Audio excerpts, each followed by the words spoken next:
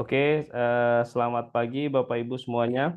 Kita ketemu lagi. eh, Kali ini ketemunya online ya. Kemarin saya dan Mas Praska mulai dari SMK Bapak Ibu mengunjungi banyak ya pelatihan di banyak SMK lagi. Nah, sekarang kita masuk ke siklus pendampingan gitu ya. Pertemuan pertama pendampingan ini kita sudah mulai di SMKN Jateng gitu ya. Nah, hari ini kita akan mulai pendampingan. Bapak Ibu kita akan lakukan step by step gitu ya. Nah, saya izin saya akan share screen sebentar.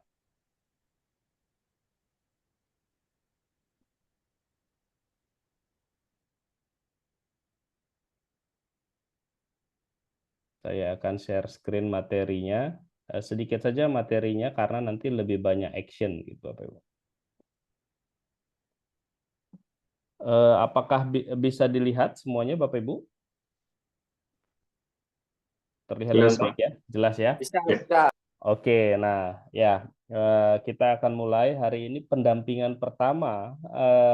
Topiknya masih sama dengan yang pelatihan kita di Semarang kemarin, market discovery. Tetapi di saat ini goal utamanya adalah Bapak Ibu akan melakukan. Jadi ini action based.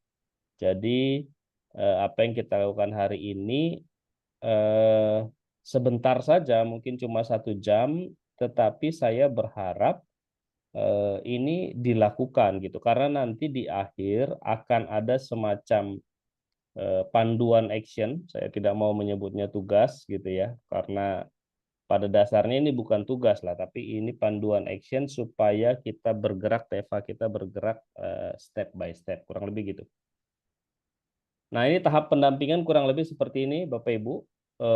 Nanti saya akan memberikan materi, kita akan diskusi, kemudian akan ada action yang harus dilakukan, kemudian kita review sama-sama, kita diskusikan sama-sama, dan itu jadikan pengembangan untuk tahapan berikutnya. Jadi sifatnya siklus, sama seperti yang sudah kita pelajari di design thinking ya.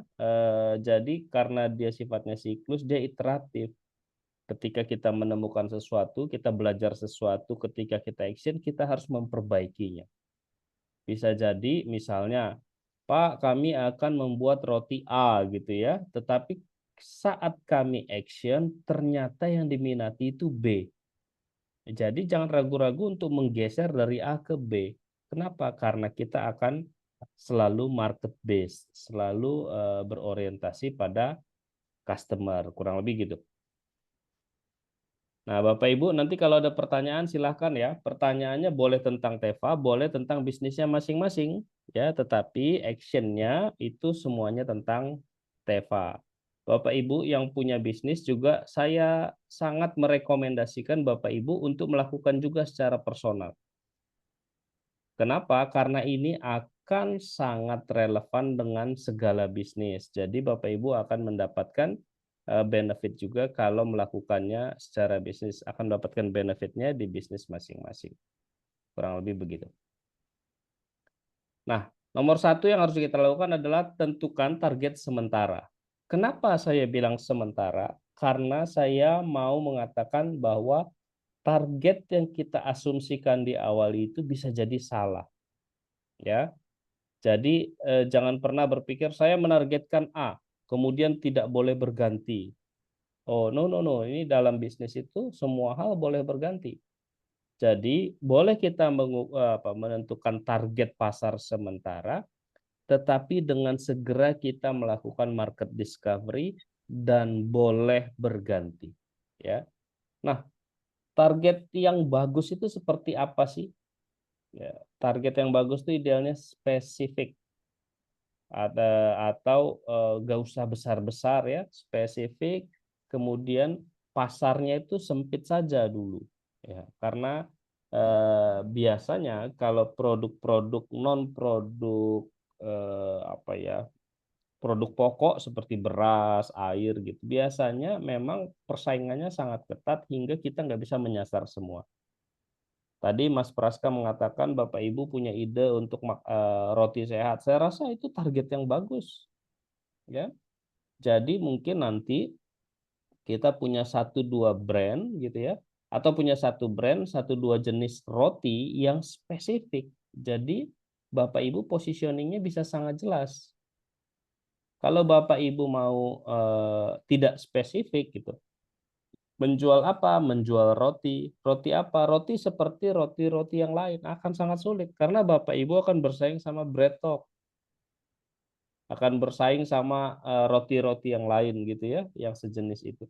Jadi sulit. Jadi makanya tadi waktu sebelum mulai materi ini saya secara informal mengatakan mungkin nggak ya kita yang sekarang tetap berjalan tapi punya satu dua varian yang menjadi unggulan kita. Punya satu dua varian yang menjadi unggulan kita. Misalnya kayak roti boy itu. Roti boy itu tidak tergiur dia untuk macam-macam rotinya enggak. Karena roti boy itu sudah sangat nempel di benak kita bahwa roti boy itu ya yang aromanya gitu, roti kopi gitu ya. Nah, itu yang menurut saya yang harus kita pikirkan dengan baik. Jadi dia spesifik, kalau bisa niche market saja. Nah, kemudian ada ukurannya. Ada ukuran itu apa? Size-nya itu kita bisa bisa duga lah, bisa proyeksikan. Misalnya, oh saya menyasar market murid gitu ya, murid-murid SMA. Saya tahu nih di Semarang murid SMA yang menjadi market saya itu kira-kira ada sekian ribu orang. Dari sekian ribu orang tuh saya bisa menargetkan 1% misalnya. Jadi kita masuk ke pasar yang kita tahu besarnya berapa, gitu ya. Dan yang ketiga ini bisa berbeda. Kita tidak menyasar target apa yang tidak bisa kita bedakan. Tidak bisa kita bedakan itu maksudnya kitanya tidak bisa berbeda dibanding produk sejenis. Misalnya apa? Misalnya kita masuk air mineral itu sangat sulit membuat kita terdiferensiasi. Oleh karenanya air mineral itu perangnya cuma satu Bapak Ibu. Perang adu higienis dan adu harga, udah itu aja. Adu harga. Pemain air mineral lokal itu berhasil pasti karena harga, bukan karena yang lain. Pasti karena harga. Ya, di daerah-daerah itu banyak pemain air mineral. Kenapa? Karena diferensiasi yang lain itu tuh hampir sangat-sangat sulit. Sangat sulit. Jadi diferensiasi produk apalagi sudah hampir sangat sulit. Yang bisa dilakukan adalah diferensiasi layanan gitu ya. Kemudian diferensiasi yang lain-lain. Misalnya boleh ngutang gitu ya, kalau di desa-desa bikin acara itu diferensiasi. Nah, saya berharap nanti kita punya target pasar di mana kitanya bisa berdiferensiasi, bisa berbeda dari produk-produk sejenis.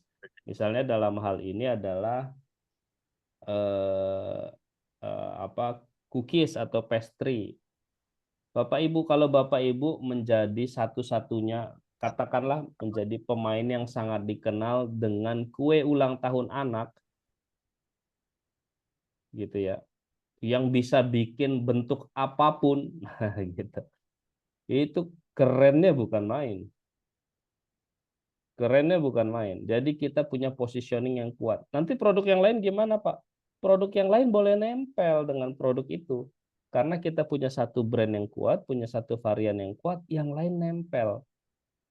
Sama seperti Kartika Sari masuk pasar dulu dengan pisang molen, pisang bolen. Jadi yang namanya Kartika Sari itu pisang bolen, dulunya begitu. Yang lain apa? Produk lain nempel. Jadi saya mendorong itu kita punya satu produk yang bisa terdiferensiasi. Gitu ya Bapak Ibu ya. Nah, nanti kita diskusikan Bapak Ibu silakan mendiskusikan produknya apa ya gitu. Nah, nanti akan ada serangkaian action. Saya juga nanti tunjukin kita sudah membuat buku modul action gitu ya. Nanti akan dibagikan step by step. Setiap pertemuan dibagikan tiap bulan satu. Nah, nanti Bapak Ibu setelah full 6 bulan tanpa disadari sebenarnya sudah punya planning TEVA yang komplit. Dari market sampai finance sampai proyeksi. Sampai misalnya katakanlah rencana sekian tahun ke depan. Gitu ya Bapak Ibu ya. Nah itu yang akan kita lakukan. Nah ya nomor satu, tentukan target pasar sementara. Saya sengaja mendesainnya seperti ini. Lihat ada tanda pagar satu, artinya itu langkah pertama. Nah, ini contoh segmentasi produk biskuit. Ya, misalnya tadi segmentasinya konsumen sehat. Konsumen sehat siapa? Usianya 25 sampai 40. Spesifik saja. Nggak perlu kita menyasar semua. Pak, tapi kan saya anak remaja juga mau bisa makan. Bisa, tapi tidak kita sasar. Kalau dia datang beli ya syukur gitu ya. Ya puji Tuhan mau datang, mau beli. Tapi tidak kita sasar. Kenapa? Karena kita tahu biskuit sehat itu mereka itu nggak concern ke situ gitu. Nggak concern ke situ. Makanya anak-anak remaja minumnya yang manis-manis gitu ya. Kopi kenangan dan kawan-kawan laris manis tuh untuk anak remaja karena mereka belum concern ke situ dan memang belum ada isu-isu kesehatan ke situ gitu. Nah, misalnya kita mau menyasar mana yang pendapatan keluarganya berapa, ya, pekerjaannya apa, gitu. Bayangin jualan biskuit kita masih harus tahu pekerjaannya apa. Nah, kenapa sih kita harus tahu pekerjaannya apa misalnya gitu? Ya karena kita supaya tahu bikin biskuitnya gimana. Oh ini untuk dibawa ke kantor. Oh ini ada orang yang punya isunya apa? Pagi-pagi sudah lapar, padahal misalnya sekarang lagi ngetren apa puasa intermittent, nah gitu. Ada nggak yang bisa mulutnya bisa kunyah tapi nggak bikin gemuk misalnya gitu. Nah itu yang harus kita gali. Pekerjaannya apa, perilakunya seperti apa. Perilaku itu utamanya psikografis ya, yang ada di benaknya seperti apa. Perilaku psikografis, mengikuti tren kah dia, aktif sosial media kah dia, pandangan hidupnya seperti apa. Biasanya kalau Bapak Ibu, misalnya nih, saya ambil contoh langsung saja supaya lebih applied. Produk biskuit sehat itu biasanya psikografisnya adalah dia concern dengan kesehatan. Oleh karenanya, nanti di sosial medianya, nanti dia akan mengikuti akun-akun yang bicara tentang kesehatan tuh. Bicara tentang diet. Nanti akan ada relate, yang akan ada kaitan-kaitan. Misalnya bicara tentang apa lagi? Oh, bicara tentang olahraga, bicara tentang yoga misalnya. Dari situ kita bisa tahu tuh. Nanti kalau kita bikin sosial media, kita tahu apa yang harus kita bahas. Jadi nggak melulu bahas biskuitnya. Oh, misalnya bahas tentang gaya hidup sehat, gitu ya. Bahas tentang yang lain. Nah, kalau kalau misalnya kita menyasar segmentasinya apa? Misalnya produknya kue ulang tahun anak. Kue ulang tahun anak eksklusif misalnya gitu. Kue ulang tahun anak aja belum spesifik menurut saya. Harus kue ulang tahun anak eksklusif.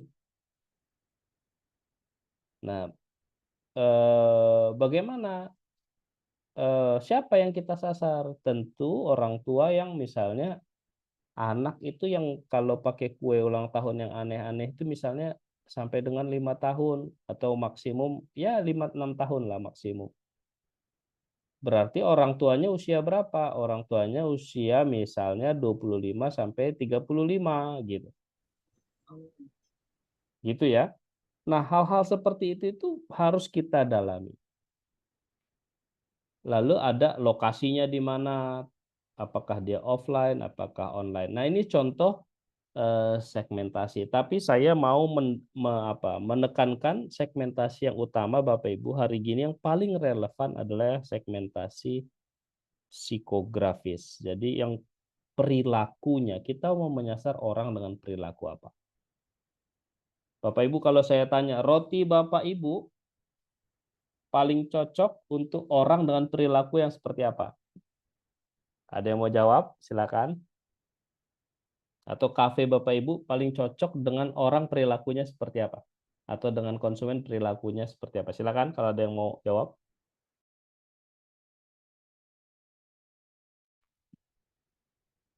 Udah kebayang belum? Atau kita masih berpikir bikin kue yang enak, bikin kue yang enak, bikin kue yang enak. Belum berpikir perilakunya seperti apa. Ada yang terbayang? Nah, hal-hal seperti ini harus kita mulai bayangkan. Jadi produk bukan hanya memenuhi kebutuhan fungsi, karena di setiap segmen ada fungsi, bukan fungsi aktual ya, bukan fungsional ya, tetapi ada yang lain, ada psikografisnya, ada kebutuhan apa ya, sosialnya. Jadi itu yang harus kita bayangkan.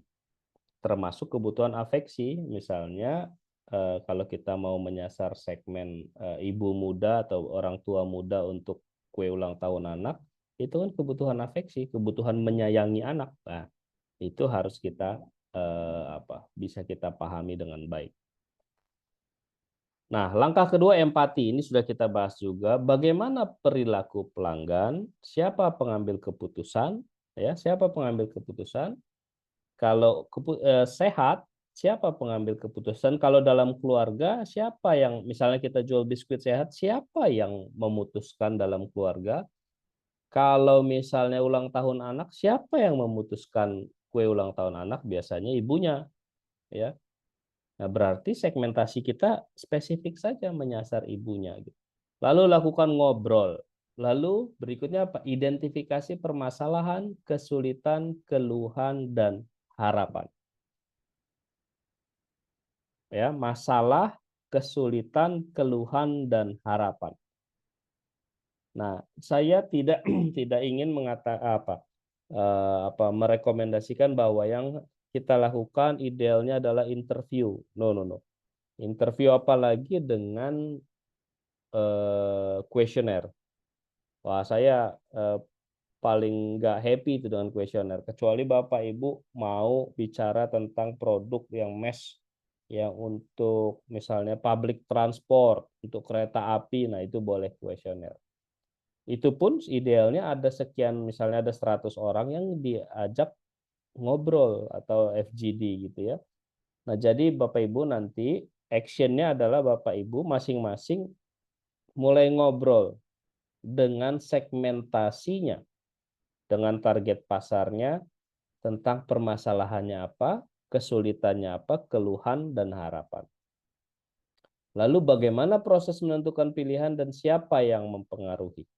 Yang mempengaruhi itu bisa keluarga, bisa sosial media, bisa artis, ya, bisa teman, bisa siapapun. Nanti kita mau cari polanya, siapa sih yang paling mempengaruhi gitu. Nah, mungkin sekarang masih agak-agak blur gini ya. Apa sih Pak langkah-langkahnya?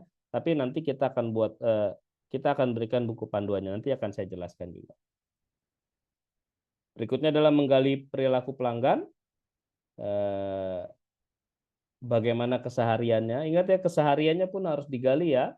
Bagaimana terkait produk. Jadi Bapak Ibu nanti kalau ngobrol dengan pelanggan jangan cuma ditanya tentang biskuitnya, bagaimana mau biskuit yang seperti apa, mau roti yang seperti apa. Jangan cuma seperti itu yang ditanya.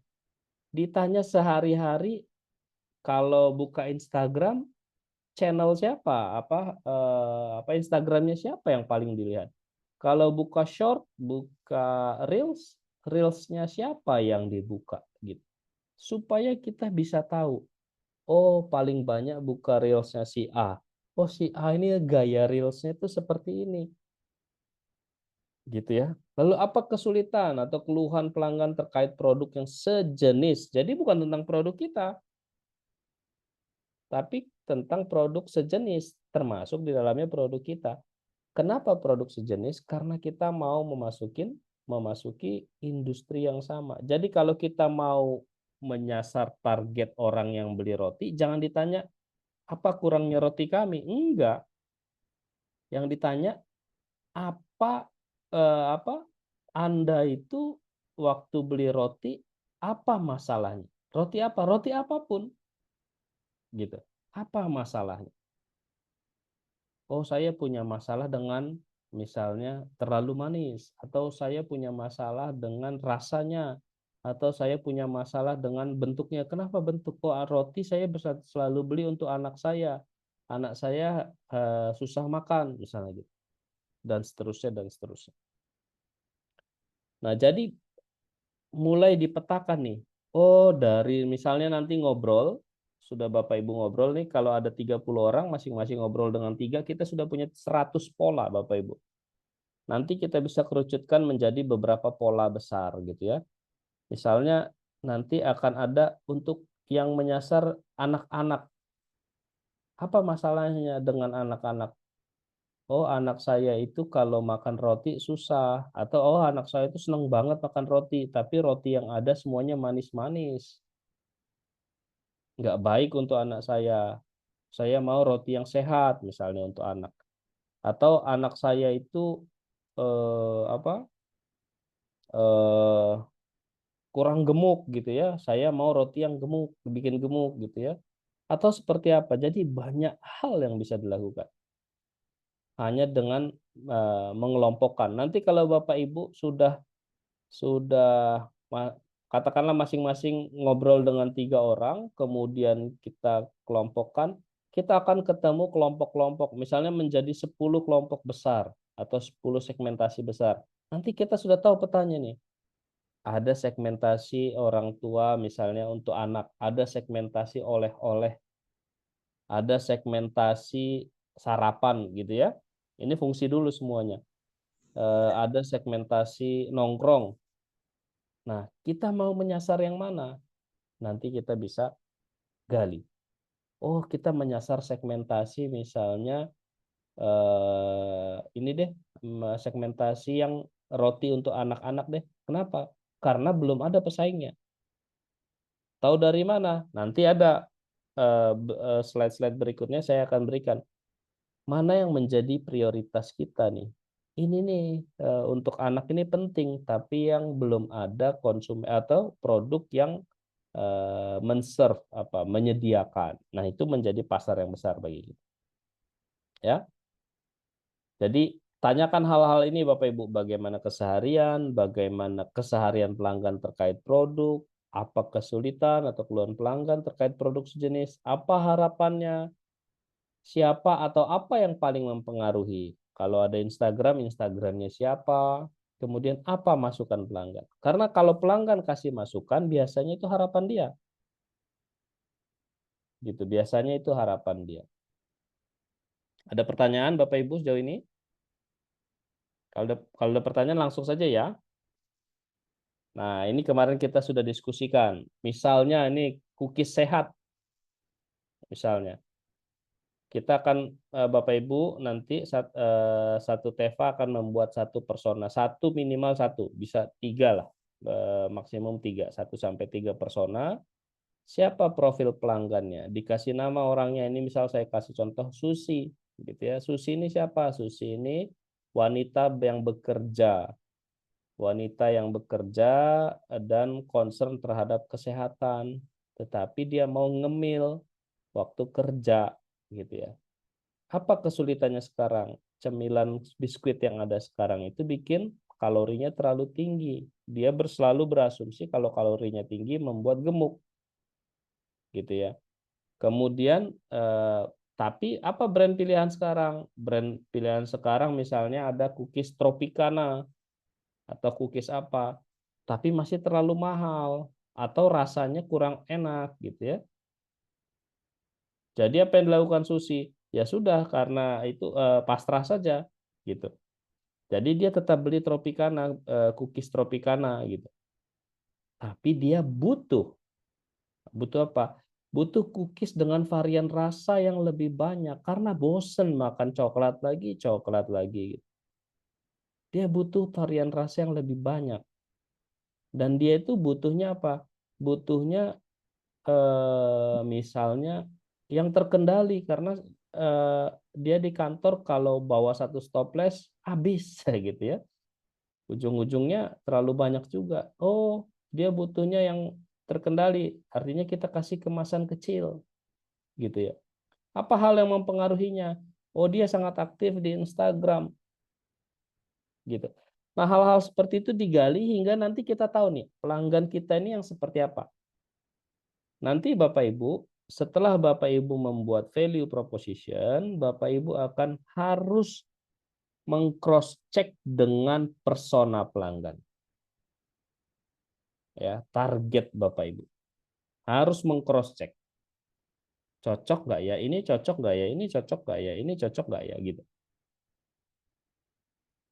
Nah, langkah keempat kita akan menentukan faktor penting dan kinerja. Tadi kita sudah punya segmentasi.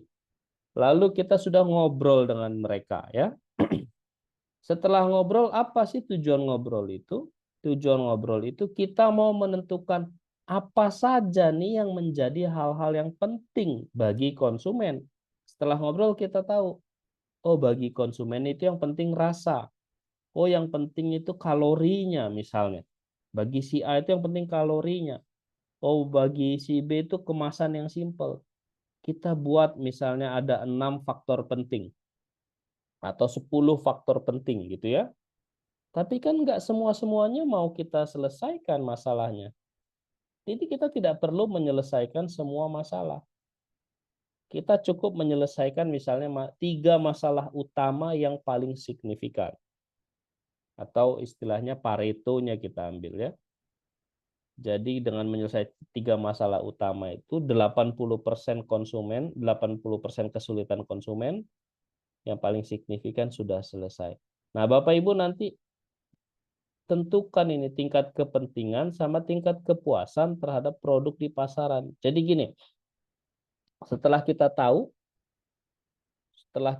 nih, oh ada 10 fitur produk, ada 10 faktor apa aja? Faktor rasa, faktor kalori, faktor kemasan, misalnya faktor tapi usahakan jangan harga ya. Ya, jangan harga. Kemudian kita akan bicara value selain harga. Misalnya faktor daya tahan, mudah mudah basi atau enggak, kemudian visualnya, tampilannya, apalagi. Dan faktor itu enggak harus produk aktual, enggak harus rotinya, bisa jasanya, layanan dan seterusnya. Lalu nanti ditanyakan konsumen, seberapa penting rasa kalau skala 1 sampai 5? Oh, penting banget 5. Oke. Nanti ditanyakan lagi, terhadap produk yang ada saat ini berapa nilainya? Terhadap roti-roti yang ada saat ini berapa kepuasan Anda tentang faktor rasa? Oh, saya cuma 4 gitu ya kepuasannya. Berarti dia nggak penuh tuh 80% kepuasannya. Karena kalau penuh 5. Lalu nanti kita urutkan baru kita tahu di mana nih kita akan petakan. Ya. Saya sudah membuat ini, ada atribut importance, importance tingkat kepentingan, sumbu Y, lalu ada sumbu X, kepuasan. Nanti kita petakan itu. Oh, rasa ada di kuadran 1 misalnya. Kemudian bentuk roti ada di kuadran 4, kemudian kemasan ada di kuadran 3, kemudian kalori ada di kuadran 2. Kita akan mengutamakan yang ada di kuadran 1 di kuadran 2. Itu untuk sementara. Jadi setelah ini baru kita tahu kita harus berinovasi, inovasinya di mana. Gitu ya Bapak Ibu ya. Nah, dari sini Bapak Ibu nanti di kelasnya jangan cuma bilangnya ayo silahkan membuat kue atau membuat roti yang sesuai dengan inovasi Anda. Jangan cuma itu. Jadi nanti silakan Anda berinovasi ke murid-muridnya ya. Silakan murid-murid berinovasi. Targetnya adalah rasa yang lebih baik, kalori yang rendah. Sekarang inovasinya sudah punya target. Gitu ya Bapak Ibu ya. Untuk Teva yang lain juga bisa menyesuaikan apa kebutuhannya. Nah, jadi nanti mulai gitu. Di kelas itu jangan cuma dibebaskan inovasi hanya bentuk-bentuk saja, misalnya gitu kan. Ternyata misalnya setelah kita kita tanya ke konsumen, bentuk itu ada di kuadran 4. Nggak penting-penting amat artinya. Kuadran 4 itu artinya di kuadran 3. Kuadran 3 itu artinya apa? Tidak prioritas, ya, tidak terlalu importance, tidak terlalu penting. Oh, kuadran 4 ini. Kuadran 4 yang paling tidak sudah dia tidak penting dan kepuasan konsumen sudah tinggi. Artinya dengan produk sejenis konsumen sudah puas. Sudah dia nggak penting, konsumennya sudah puas lagi. Kita nggak punya celah lagi mau masuk di mana kita. Jadi nggak usah urusin tentang bentuk kalau begitu. Misalnya bentuk ada di kuadran 4. Kalau bentuk ada di kuadran 1, kita urusin itu. Dia penting tapi kepuasannya rendah. Itu the best itu. Ya, dia penting, faktor penting, tetapi produk yang ada saat ini tidak bisa memberikan kepuasan terhadap faktor tersebut. Itu the best. Nah, itu bisa menjadi sasaran inovasi kita. Target inovasi. Nanti di kelas didesainkan misalnya tugas. Oke, anak-anak buat roti yang bentuknya sesuai dengan pelanggan. Ingat, kemarin kita bicara inovasi harus dimulai dari orang. Anak-anak juga diminta untuk ngobrol sama lingkungan. Gitu. Misalnya ada kelompok A di murid-murid bilang kamu ngobrol sama eh, apa ibu usia sekian sampai sekian yang punya anak kecil, tanya tentang misalnya eh, kebutuhan tentang cookiesnya, gitu. Lalu ciptakan inovasi untuk sana. Ada pertanyaan dulu Bapak Ibu, silakan. Ya, jadi kita mulai ya, mulai inovasi terarah ya. Nah, nanti dengan begini positioning kita menjadi lebih solid. Nah, ini ya, ingat ya, faktor itu tidak hanya produknya yang terlihat saja. Kalau roti tidak hanya rotinya, tapi ada macam-macamnya, termasuk di dalamnya after sales-nya, ada pesanan khusus dan lain-lain.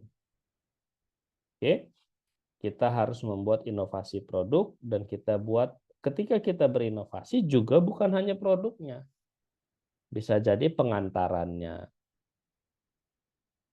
Bisa jadi misalnya layanannya, bisa jadi apa? Wow, bisa beli box.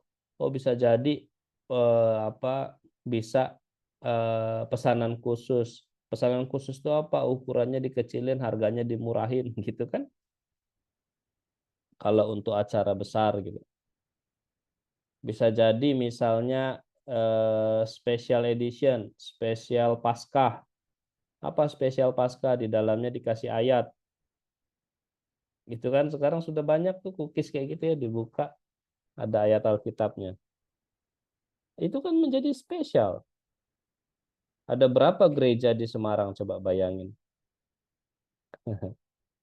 Misalnya bikin ada berapa sekolah minggu yang butuh telur Paskah yang sekarang tidak usah telur lagi deh, jadi cookies coklat tapi di dalamnya ada ayat. Anak sekolah minggu jadi bisa menghafal gitu kan, menghafal ayat. Nah, hal-hal seperti itu nanti kita dalami kebutuhan-kebutuhannya seperti apa. Begitu ya Bapak Ibu ya. Nah, lalu kita tentukan, setelah kita gali, baru kita pastikan segmen kita yang mana. Berdasarkan pemetaan yang sudah difinalkan. Nah, ini sudah Bapak Ibu pelajarin. Siapa segmennya, permasalahan utama yang ingin dijawab. Tadi kan kita sudah petakan tuh, di kuadran itu ya. Kita sekarang sudah tahu apa yang ingin kita jawab, bagaimana menjawabnya dengan inovasi, lalu bagaimana kita bisa membedakan dari produk sejenis. Kalau kita berinovasi, tapi produk kita, layanan kita tidak bisa dibedakan oleh pelanggan, itu inovasi yang sia-sia. Jadi pastikan kalau kita berinovasi, pelanggan tahu inovasi itu. Ya, masih ingat cerita saya tentang teh kotak, jadi selalu saya, karena menurut saya good idea gitu ya. Teh kotak lah yang menaikkan jumlah mililiternya, volumenya. Tapi kan dia khawatir, jangan-jangan setelah saya naikkan jumlah mililiternya, pelanggannya nggak ngeh bahwa ini sudah dinaikkan. Lalu apa yang dilakukan teh kotak? Teh kotak di atasnya dikasih warna kuning. Lalu ekstra berapa? 30% misalnya gitu. Kenapa? Supaya pelanggan tahu dia sudah berinovasi, dia sudah memberikan value tambahan terhadap pelanggan. Gitu ya Bapak Ibu ya. Nah, jadi jangan sampai Bapak Ibu berinovasi, tapi pelanggan nggak tahu. Misalnya apa? Bapak Ibu mengganti, kalau roti mengganti tepung jadi tepung yang sehat. Tapi pelanggan nggak tahu, rasanya sama aja, pelanggan nggak tahu. Jangan, harus tahu pelanggan. Oleh karenanya nanti, oh kalau yang pakai tepung sehat misalnya, brandnya berbeda. Menjadi apa? Menjadi healthy bread. Misalnya gitu. Supaya pelanggan tahu ini ada inovasi, ini ada value yang menambah benefit bagi pelanggan. Positioning, kita bikin pernyataan positioning, kita sudah pernah latihan ini, ya. Nanti masing-masing Teva idealnya punya positioningnya apa, sudah clear. Nanti kita fokus ke situ.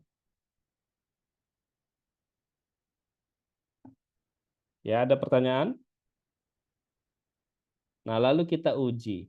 Setelah kita sudah punya positioning, kita sudah punya produk, kita harus uji. Apakah menjawab permasalahan pelanggan? Apakah yang Anda tawarkan berharga, valuable bagi pelanggan? Jangan membuat fitur inovasi yang tidak valuable bagi pelanggan. Contohnya apa yang tidak valuable bagi pelanggan? Ini UMKM binaan saya sering kayak gini. Pak, saya bikin bikin mie ayam warna merah, Pak. Oke, good gitu. Apa manfaatnya? Ya dia berbeda, Pak, dari yang lain. Bedanya apa? Ya dia warna merah. Apakah dia dari misalnya dari wortel sehingga dia lebih sehat? Enggak. Jadi kami kasih pewarna misalnya, pewarna yang eh, apa yang food grade gitu ya. Lalu saya tanya, apa value-nya bagi pelanggan? Warna merah itu cukup untuk menarik pelanggan mencoba, tapi tidak membuat pelanggan jadi langganan, Bapak Ibu. Karena pada dasarnya warna merah itu di mie ayam tidak menambah value. Dia hanya men-trigger, memicu pelanggan untuk datang dan mencoba. Value utamanya tidak ada. Nah, jangan bikin inovasi yang seperti itu. Ya, bikin inovasi itu yang dibutuhkan pelanggan, yang pelanggan merasa ini dia yang saya cari. Nah, pertanyaan ketiga, apakah unggul dibanding pesaing dan layak dibeli? Nah, ini Bapak Ibu nanti harus jawab. Begitu ya. Bapak Ibu, oh ini langsung saya lompat ke ini aja. Saya stop share dulu.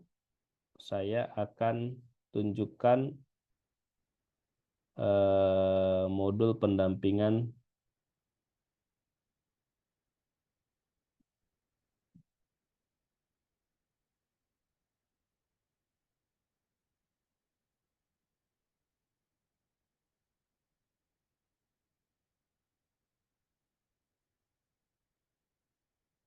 bentar Bapak Ibu.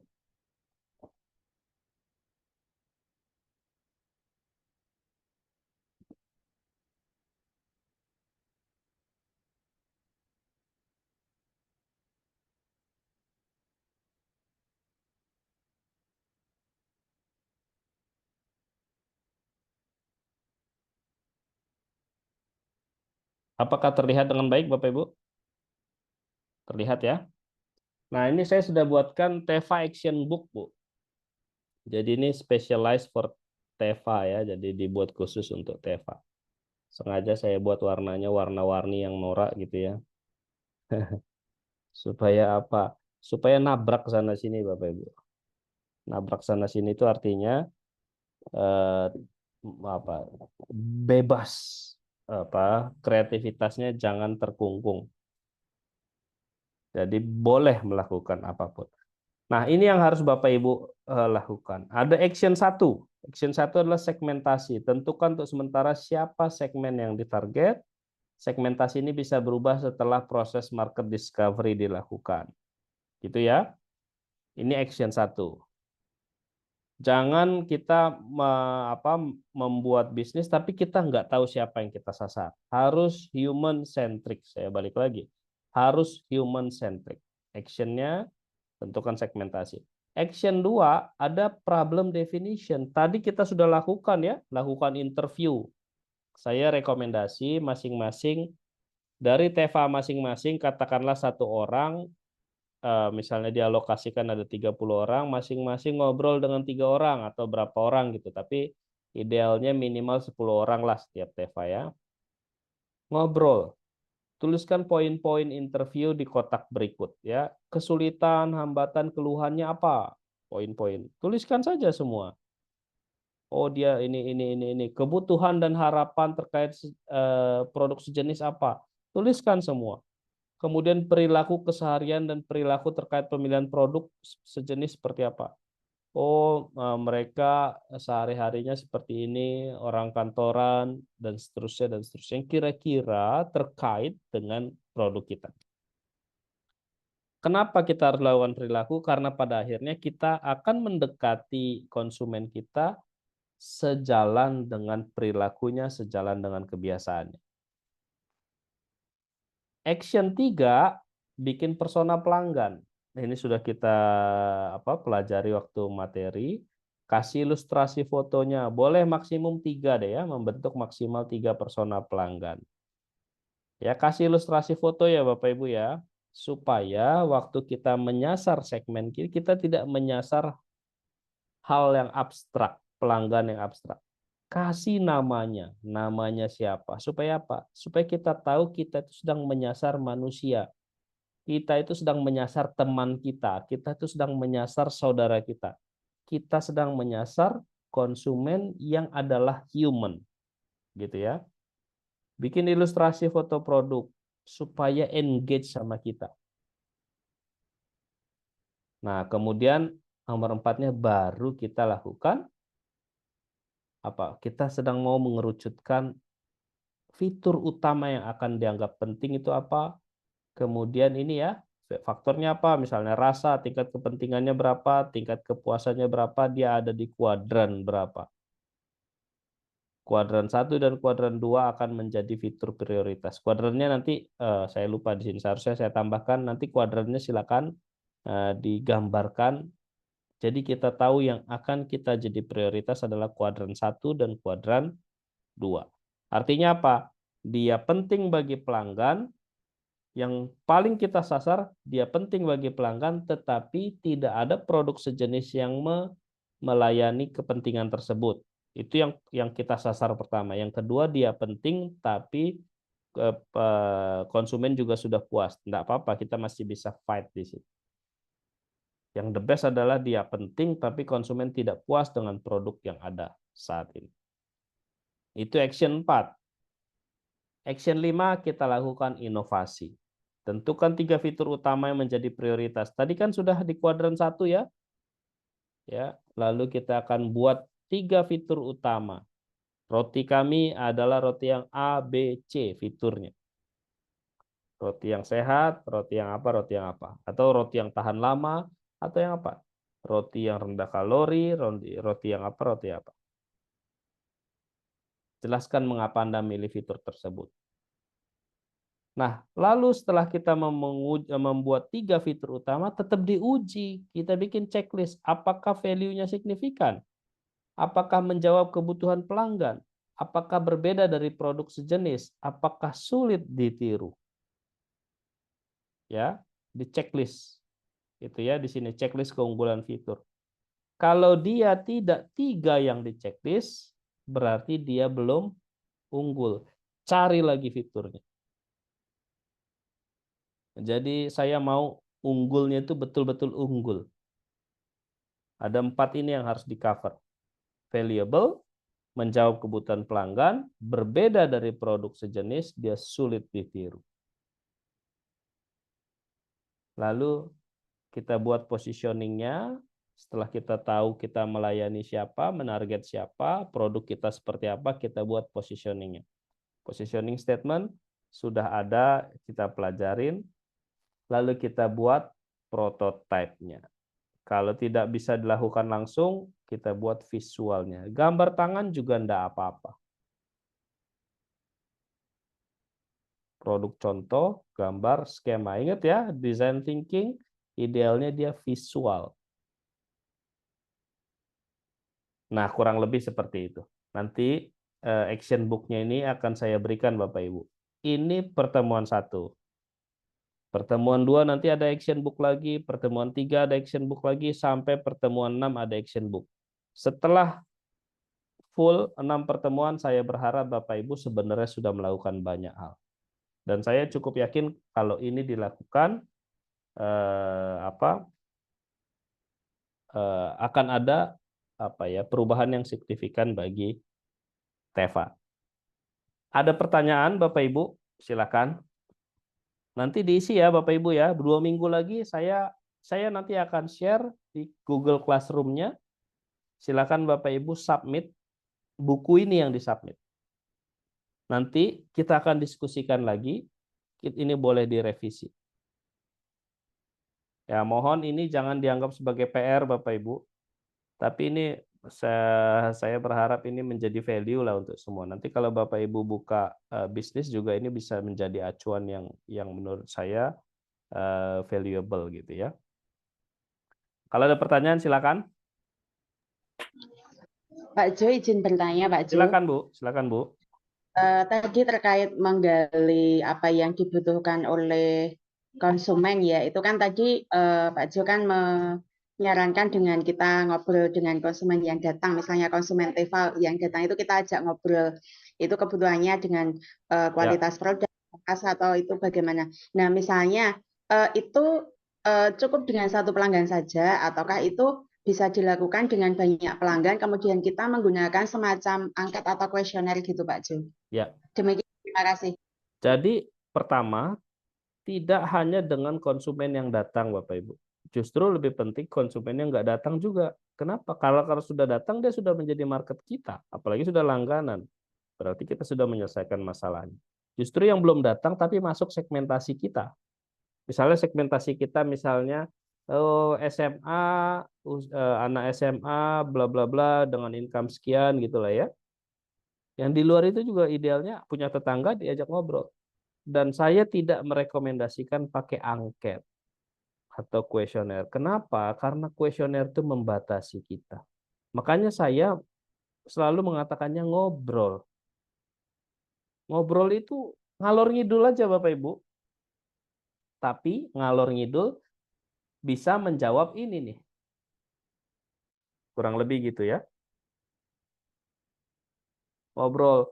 Biasanya gimana? Apa sih sosial media? Apa sih yang ini yang dilihat gitu ya? Apa sih kebutuhannya? Ngobrol aja, ngobrol ngobrol santai gitu. Nggak perlu kuesioner, nggak perlu. Kuesioner itu justru membatasi kita. Tidak, kuesioner itu kan kelemahannya ini kuantitatif ya. Kuantitatif itu goalnya itu bukan untuk mengeksplorasi, tapi goalnya itu untuk menyimpulkan atau mencari katakanlah konklusif gitu ya. Nah, kita tidak sedang itu. Kita sedang mengeksplorasi. Gitu, Bu. Dan ingat, bukan cuma dengan pelanggan kita. Pelanggan kita ya oke, di luaran kan masing-masing ada tuh tetangganya, temannya, anak temannya, dan seterusnya. Gitu ya. Jemaat gereja bisa juga. Gitu. Good question. Ada lagi Bapak Ibu? Tidak apa-apa ya, sekali-sekali guru dikasih PR ya. Biar bisa empati juga sama murid.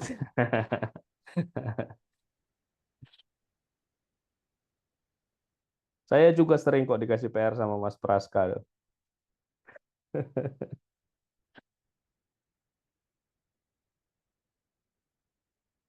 Oke ya Bapak Ibu ya, kalau tidak ada Nanti boleh gini aja di grup, tetap didiskusikan. Ya, kalau ada bingung tanyanya di grup supaya kita bisa ngobrol. Nah, ada berapa Teva kita, Bapak Ibu? Kemarin tuh ada 3 4 atau atau 5 4 ya. fokusnya.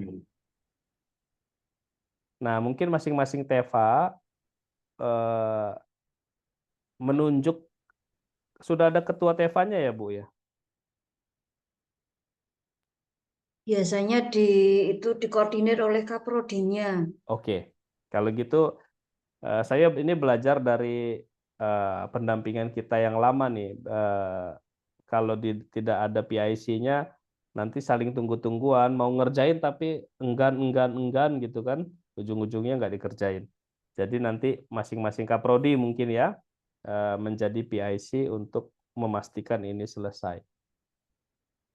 Gitu Bapak Ibu. Saya berharap Bapak Ibu nanti menyediakan waktu lah 1/2 jam gitu ya ngobrol, seminggu 2 kali ngobrolin ini gitu. Percaya sama saya Bapak Ibu, nanti Tevanya mulai arahnya itu kita mulai tahu, oke, kami akan melakukan ini. Gitu Bapak Ibu. Pak Jo, Silakan Bu. saya bertanya, iya. Mungkin yang menjadi kendala untuk yang prodi-prodi lain itu terkait dengan kita itu kadang terkotak bahwa kalau kami itu farmasi, maka yang kita pikirkan selalu di kefarmasian, seperti itu. Nah, sementara kalau yang lainnya entah farmasi, entah kesehatan itu, kalau kita bicaranya di lingkup itu, kita akan masuk dalam perangkap sendiri. Menurut saya, ini menurut saya, nanti mohon konfirmasi dari Pak Jo dan mungkin kami mohon pencerahannya. Ya. Nah, untuk kami tidak terperangkap di situ dan mungkin Pak Jo yang sudah bergulat dengan tentang dunia usaha ya, itu mungkin ada ide yang menurut Pak Jo bisa kami pakai atau langkah-langkah apa yang bisa kami lakukan untuk mencapai ide itu biar kami tidak terkungkung dalam pagar kami sendiri gitu. Padahal di dunia luar sana mungkin ada banyak hal yang tidak bisa kami lihat. Padahal di situ prospek mungkin seperti itu. Betul. Gitu Pak Jo dari saya. Ya, jadi idenya begini. Pertama, memang kita harus lepas topi farmasi kita. Kita ambil contoh farmasi ya. Tapi kita tahu farmasi ini perannya apa. Misalnya dia bisa, idealnya farmasi misalnya untuk kesehatan gitu ya, terkait dengan untuk katakanlah lulusan itu nanti akan mengoperasikan, misalnya saya nggak tahu ya, akan bekerja di rumah sakit kah, di apotik atau di perusahaan yang terkait dengan kimia. Tapi kan bisnis itu nggak itu saja gitu ya. Bapak Ibu, abang saya tanya saya waktu ponakan saya mau masuk kuliah. Dia tanya, harus apa ya idealnya ya katanya, S1-nya. Bapak Ibu, saya bilang teknologi pangan katanya. Kenapa? Nanti S1-nya teknologi pangan, apakah saya sebagai katakanlah orang yang berkecimpung di dunia kewirausahaan merekomendasikan orang lain untuk tidak masuk kewirausahaan? Bukan. Justru saya tahu dia masuk teknologi pangan, dia punya hard skill-nya di teknologi. Dalam hal ini banyak urusan sama farmasi tuh, dengan kimia. Lalu dia akan menciptakan bisnisnya di situ.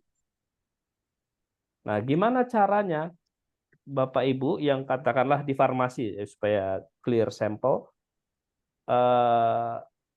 mulai berpikirnya jangan coba buka dulu. Saya dipaksa, saya tidak sedang melayani bisnis kesehatan, bisnis makanan. Kami bisa melakukan apa, gitu ya? Apapun itu. Jadi jangan langsung. Tapi nggak bisa. Jangan pernah bicara gitu.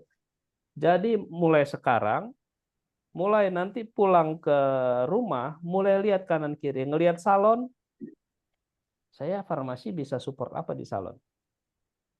Ngelihat pasar buah, farmasi bisa support apa di pasar buah?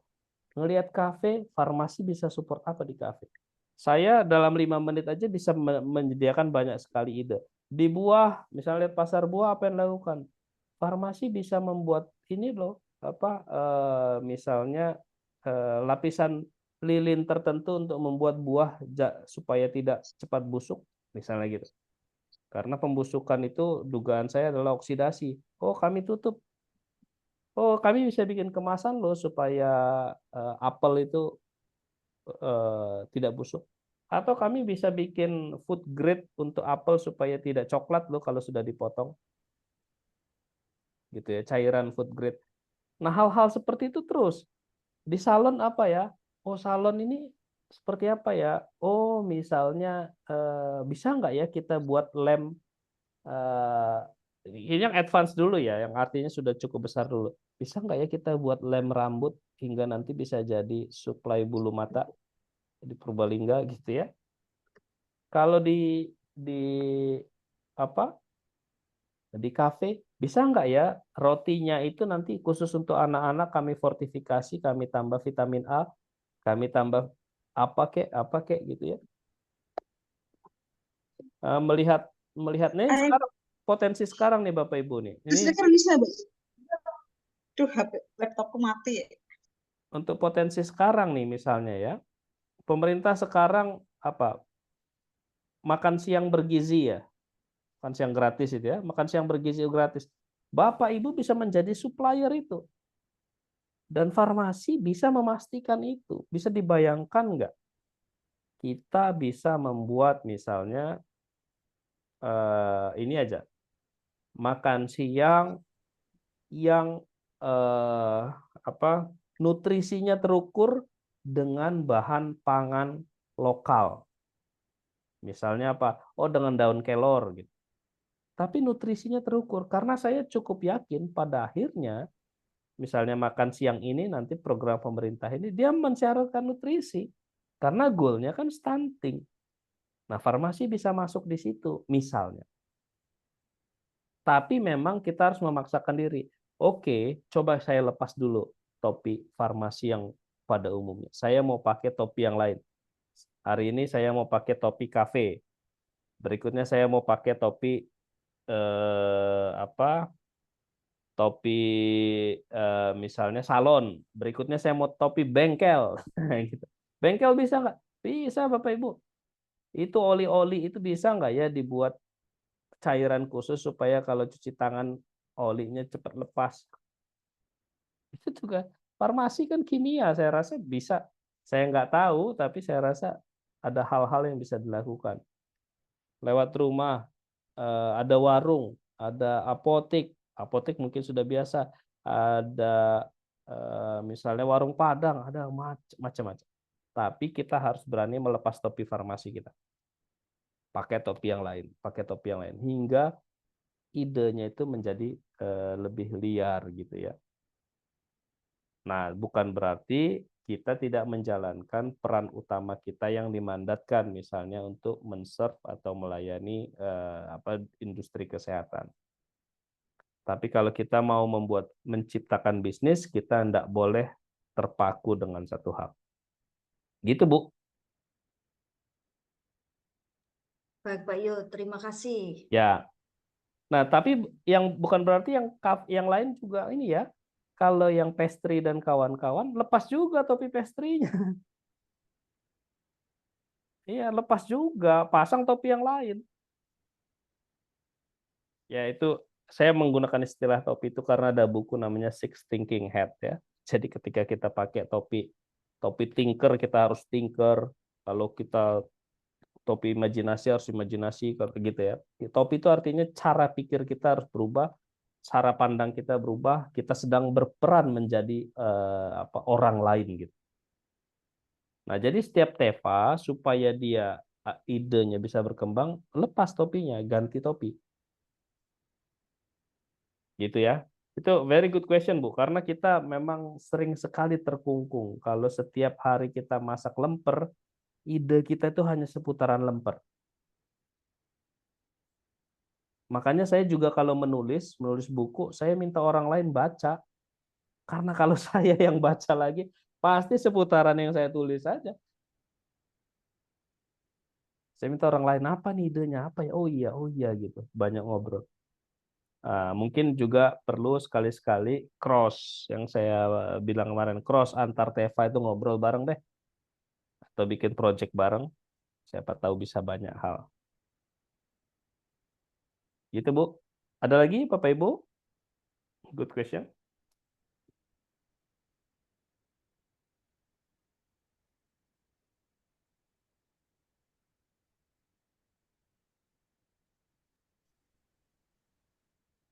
Kalau tidak ada, saya akan share ini, action book-nya ini. Nanti Bapak Ibu mohon di mohon diisi gitu ya. Nanti kita akan diskusikan 2 minggu lagi. Begitu Bapak Ibu? Oke, kalau ada pertanyaan yang hari ini belum bisa disampaikan, nanti silahkan sampaikan di WhatsApp ya. Tapi idealnya di grup gitu supaya itu menjadi pembelajaran bersama. Untuk Bapak Ibu yang punya bisnis, ini sangat-sangat relevan dengan bisnis Bapak Ibu. Jadi saya sangat merekomendasikan Bapak Ibu juga melakukannya secara personal. Oke, kalau nggak ada lagi, saya rasa itu saja. Kita boleh screenshot. Kalau yang mau dandan dulu boleh, setengah menit.